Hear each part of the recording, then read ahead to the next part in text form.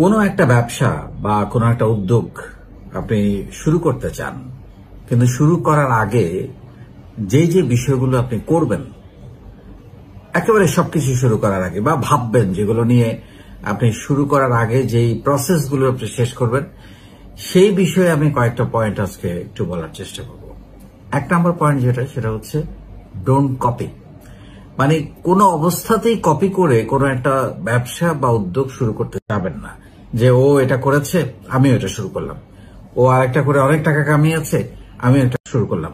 আপনি কিন্তু উপর থেকে দেখছেন যে ওর অনেক সেল হচ্ছে বা ভালো আছে, কিন্তু ওর বিজনেস টেকনিকটা, মার্কেটিং পলিসিটা, তার স্ট্র্যাটেজিগুলো কি, তার ব্যতিক্রমী কি, তার ইউএসপি কি আপনি কিন্তু জানেন না। সো কপি করতে যাবেন না, এটা হলো 1 নাম্বার। 2 নাম্বার হলো একটু স্টাডি করতে হবে।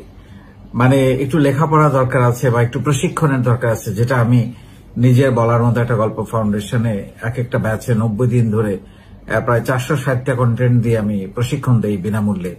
সেটা হচ্ছে যে আপনার কিছু স্কিলস শিখতে হবে এবং উদ্যোক্তা বিষয়ে কিছু প্রাথমিক ধারণা যে কি লাগে, কিভাবে একটা বিজনেস করার জন্য আপনার কি কি প্রস্তুতি দরকার সেটার ব্যাপারে আপনাকে রাখতে হবে।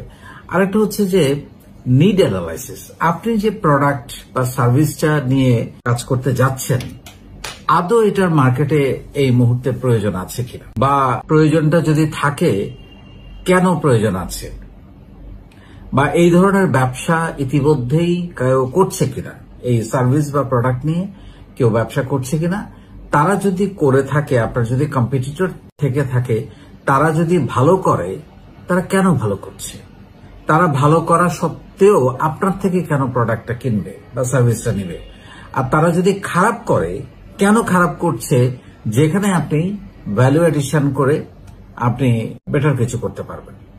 সো এই অ্যানালাইসিসটা, এই মার্কেট অ্যানালাইসিসটা আপনার দরকার বিজনেসটা শুরু করার আগে, যে আমার প্রোডাক্টটা কি বা সার্ভিসটা কি এবং সেটার মার্কেটে প্রয়োজন কতটুকু, এবং আমি মার্কেট সেগমেন্ট, মানে আপনি কার জন্য প্রোডাক্টটা বা সার্ভিসটা তৈরি করেছেন, কাস্টমার সেগমেন্ট কারা, তারা কি 500 লোক, তারা কি 1000 লোক, তারা কি 5000 লোক, তারা কি 50,000 মানুষের জন্য, না কয়েক লাখ বা কোটি মানুষের জন্য আপনি বানাচ্ছেন, সেইটা আপনাকে অ্যানালাইসিস করতে হবে। এটা কি একেবারে সবার জন্য, নাকি এটা শুধুমাত্র মধ্যবিত্তের জন্য, নাকি এটা শুধুমাত্র উচ্চবিত্তের জন্য, নাকি এটা শুধুমাত্র কোন একটা সেগমেন্ট, আপনাকে কোন একটা এলাকার জন্য, কোন একটা জেলার জন্য, কোন একটা উপজেলার জন্য।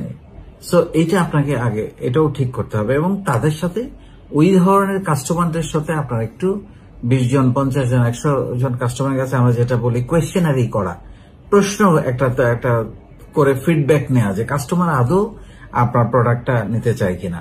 আরেকটা খুবই গুরুত্বপূর্ণ, যেটা হচ্ছে যে আপনি কোন একটা প্রবলেম সলভ করছেন কিনা, বা কোন একটা জিনিস সহজ করে দিচ্ছেন কিনা মানুষের জন্য। একটা জিনিস মাথায় রাখতে হবে যে কাস্টমার বেনিফিট হচ্ছে কিনা। আপনি খালি প্রোডাক্ট বানালেন, এবং ডেফিনেটলি আপনাকে মানসম্মত প্রোডাক্ট বানাতে হবে যদি আপনি বাজারে টিকে থাকতে চান, প্রাইসটা কম্পিটিটিভ হতে হবে, কাস্টমার সার্ভিস এক্সেলেন্ট হতে হবে, অন্যদের চেয়ে বেটার। মানে আপনার ইউএসপিটা কি, মানে আপনার নিজস্ব কি থাকছে, আপনার ব্যতিক্রমী কি থাকছে, সেইটা আপনাকে অ্যানালাইসিস করে তারপর আপনি মার্কেটে নামার চিন্তা করতে হবে। এবং এইটা ছাড়া আপনি যদি মার্কেটে নামেন, আপনি নিশ্চিতভাবে আপনি কোনো না কোনো ভুল করবেন। এরপরেও আরো অনেক কারণে ভুল হয়, ম্যানেজমেন্ট দুর্বলতার যদি থাকে। আমি অনেককে দেখেছি খুবই ভালো আইডিয়া আছে তার, কিন্তু তার ম্যানেজমেন্ট লিডারশিপ কোয়ালিটি তার ভালো না, তার মানি ম্যানেজমেন্ট, ফাইন্যান্স ম্যানেজমেন্ট তার ভালো না। সে যখন খুশি সেল হলে টাকা নিয়ে খরচ করছে, অথচ ভাবছে না যে বিজনেস আর একজন মালিক দুইজন কিন্তু দুই জিনিস, দুইটা এন্টিটি। এটা বুঝতে হবে। আপনাকে ব্যবসা প্রতিষ্ঠান থেকে টাকা নিতে হলে, খরচ করতে হলে আপনাকে একটা পলিসি দিয়ে করতে হবে। মাস শেষে আপনাকে একটা বেতন নিতে হবে। আপনি মালিক হলেও আপনি যখন তখন ক্যাশ থেকে টাকা উঠাতে পারেন না। এই জিনিসটা শিখতে হবে। আমাদের তো আসলে এখনো ওই জায়গাগুলোতে কিছু ঝামেলা আছে। তারপর আবার অনেক সময় দেখা যায় লাভ হয়, কাগজে খাতায় এক্সেল শিটে লাভ হচ্ছে, গ্রোথ হচ্ছে, কিন্তু ক্যাশ নাই। তার কারণ আপনি হয়তো মার্কেট থেকে টাকা উঠাতে পারছেন না, অনেক বাকিতে দিয়ে দিয়েছেন, বা আপনি যাদের কাছ থেকে র মেটেরিয়াল কিনছেন তাদের পেমেন্ট ঠিক মতো করতে পারছেন না। সো এই জিনিসগুলো আগে থেকে। আবার অনেক সময় হয় কি, আপনি সব পরিকল্পনা করেছেন প্রপারলি, আপনি ফান্ডিংও তৈরি করেছেন, কিন্তু আপনি র মেটেরিয়াল কেনার বা অপারেশন চালানোর, কারণ ডে ওয়ান থেকে তো আর প্রফিট হয় না, অন্তত 10 মাস, 1 বছর, 2 বছর সময় লাগে এটা ব্রেক ইভেনে আসতে। এই টাইম পর্যন্ত কিভাবে আপনার অপারেশনটা চলবে, র মেটেরিয়াল কিনবেন, সেটার একটা আলাদা ফান্ড থাকা দরকার। সেই পরিকল্পনাটা হয়তো আপনার প্ল্যানিং এর মধ্যে ছিল না, তখন প্রবলেম হয়। ম্যানেজমেন্টের পার্টনারদের মধ্যে দ্বন্দ্ব বা ইগোর প্রবলেমের কারণে অনেক সময় একটা ভালো বিজনেস, ভালো আইডিয়া নষ্ট হয়ে যায়। এগুলো অনেক কারণ আছে, কিন্তু আমি সেগুলো পরে আসছি। তারপরে আপনার দরকার হচ্ছে ফান্ডিং। ফান্ডিংটা আপনি কি নিজে করবেন, নাকি আপনি পার্টনার নিয়ে করবেন, নাকি লোন নিয়ে করবেন, নাকি আইডিয়া সেল করে করবেন, সেটাও একটা বড় চিন্তা। তবে আমি মনে করি যদি আপনার আইডিয়া থাকে, বুদ্ধি থাকে এবং একটা এরকম নিজের বলার মতো একটা গল্প, ফাউন্ডেশনের মতো একটা বড় বিশাল নেটওয়ার্ক থাকে, যেটা আপনি বাংলাদেশের 64 জেলায় নিজের প্রোডাক্টকে ছড়িয়ে দিতে পারেন, বিশ্বের বিভিন্ন দেশে আপনার নিজের প্রোডাক্টকে ছড়িয়ে দিতে পারেন, তাহলে তো আপনার আসলে সেল নিয়ে খুব বেশি চিন্তা করার কোনো দরকার নেই। সেল হবেই। যেটা দরকার সেটা হচ্ছে আপনার নিজের একটা ট্রাস্ট, একটা বিশ্বাস তৈরি করতে হবে, নিজেকে ব্র্যান্ডিং করতে হবে, নিজেকে পরিচয় করে দিতে হবে যে আমি মানুষকে ঠকাই না, আমি সৎভাবে ব্যবসা করতে আসছি, আমি কোয়ালিটি সম্পন্ন পণ্য দিই, আমি মার্কেটের চাইতে বেশি দাম রাখি না। এই জিনিসগুলো তৈরি করতে পারলে আপনার রিপিট কাস্টমার তৈরি হবে এবং আপনি বাজারে একটা ভালো অবস্থান তৈরি করতে পারবেন।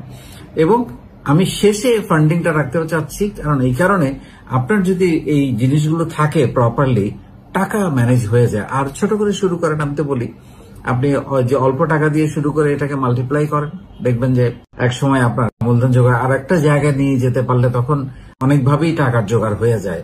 এটা আমি আমার ব্যক্তিগত অভিজ্ঞতা থেকে দেখেছি। So you have to be serious, মানে আপনাকে সিরিয়াসলি এটা ব্যবসাটা করতে চান। এখানে যদি কিন্তু হবে কিনা, যদি না পারি তাইলে আবার চাকরিতে ফেরত যাব, এরকম কোন মেন্টালিটি যদি আপনার থাকে, আপনি কোনোদিন ভালো করতে পারবেন না। কারণ সাহসী মানুষরাই উদ্যোক্তা হইতে পারে বা ব্যবসায়ী হইতে পারে। কোনো যদি কিন্তু বা কোনো ভয় বা পারবো কিনা এরকম কনফিডেন্সের কোনো অভাব যদি আপনার মধ্যে থাকে, আপনি কোনোদিনই কোনো একটা উদ্যোগে সফল হতে পারবেন না। হয়তো শুরু করতে পারবেন, কোনো না কোনো ভাবে নেমে যেতে পারবেন, কিন্তু সফল হওয়া বা এটাকে সাস্টেইন করা, ধরে রাখা, লাভে নিয়ে যাওয়া, দীর্ঘদিন ধরে ব্যবসা করা, এটা প্রায় অসম্ভব হয়ে পড়ে। আরেকটা পয়েন্ট আমি একটু বলে দিতে চাই, সেটা হচ্ছে সোর্সিং। আমরা অনেক সময় অনেক প্ল্যানিং করি, কিন্তু আমি র মেটেরিয়ালটা কোত্থেকে কিনবো বা আমার কাঁচামালটা যেটা দিয়ে আমি প্রোডাক্টটা বানাই, বা আমি যদি ট্রেডও করি, যেখান থেকে আমি প্রোডাক্টটা কিনি, সেই সোর্সিংটা অনেক সময় আমাদের ভালো থাকে না, বা একটা সোর্সিং এর উপর আমাদের ডিপেন্ডেন্সি থাকে। তো 2-3টা সোর্সিং থাকা উচিত, যাতে করে আপনার অর্ডার থাকলে কোনোভাবেই আপনি যার থেকে সোর্স করতেন তার ব্যক্তিগত কোনো অসুবিধার কারণে বা প্রতিষ্ঠানের কোনো অসুবিধার কারণে আপনি যাতে আপনার ব্যবসাটার সেলটা বন্ধ না হয়, সেই জন্য সোর্সিংটা খুব গুরুত্বপূর্ণ। এবং সোর্সিং এর ব্যাপারে একটা তথ্যই আমি দিব, কিনতে লাভ করতে হবে, তবে মানসম্পন্ন পণ্যটা কিনতে হবে। এই জিনিসগুলো চিন্তা করে, প্ল্যানিং করে, ভাবনা চিন্তা করে, একটু লেখাপড়া করে, স্টাডি করে, রিসার্চ করে আপনি যদি নামেন, আমার ধারণা যে ব্যবসায় টিকে থাকাটা শুধুমাত্র একটা সময়ের ব্যাপার, তবে it's a long race. So এখানে শর্টকাটের কোনো সুযোগ নাই। লম্বা সময় ধরে আপনি খেলবেন, লম্বা সময় ধরে মাঠে থাকবেন, বাজারে থাকবেন, সেরকম একটা দৃঢ়তা নিয়ে আপনাকে নামতে হবে। সেই জন্য আপনার দরকার প্রোডাক্ট কোয়ালিটি, সুনাম, প্রোডাক্ট কোয়ালিটির কারণে সুনাম, কাস্টমার সার্ভিস এবং প্রপার প্রাইসিং। মানে আপনার যেন প্রাইসিংটা এমন না হয় যে কম্পিটিটরদের কাছ থেকে বা কাস্টমার আনহ্যাপি হয় যে আমি ঠকে গেছি। কাস্টমার যদি একবার ফিল করে যে সে ঠকে গেছে, সে কোনোদিন আর আপনার কাছে আসবে না। এই জিনিসগুলো মাথায় রেখে আপনি ব্যবসায় নামবেন বা কোনো একটা উদ্যোগ শুরু করবেন। ধন্যবাদ।